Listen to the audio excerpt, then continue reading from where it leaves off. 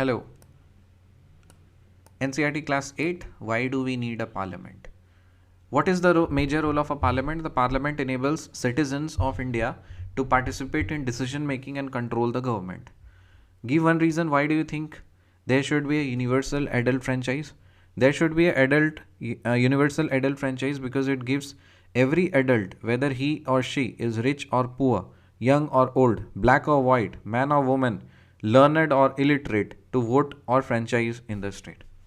Who will be present for discussions in the Lok Sabha?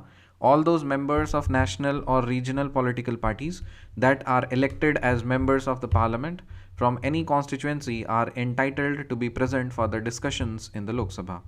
Which state has the highest number of MPs in the Lok Sabha? Uttar Pradesh has highest number of MPs in the Lok Sabha. 80 सीटें हैं.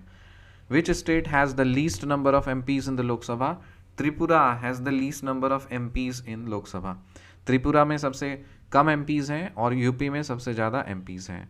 INC का full form क्या है? INC का full form है Indian national Congress.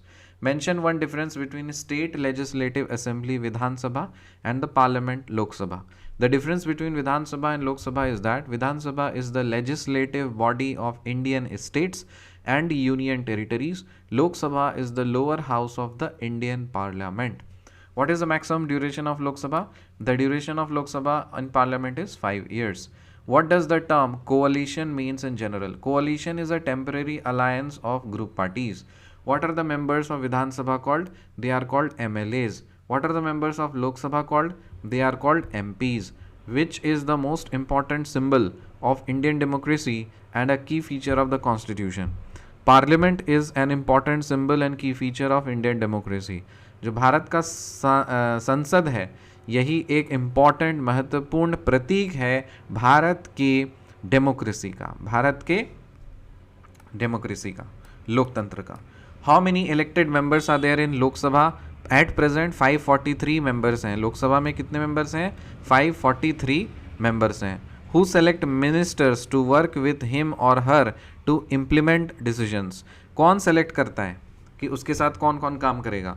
Prime minister select करता है. So the prime minister selects ministers. How many elected and nominated members are there in Rajya Sabha?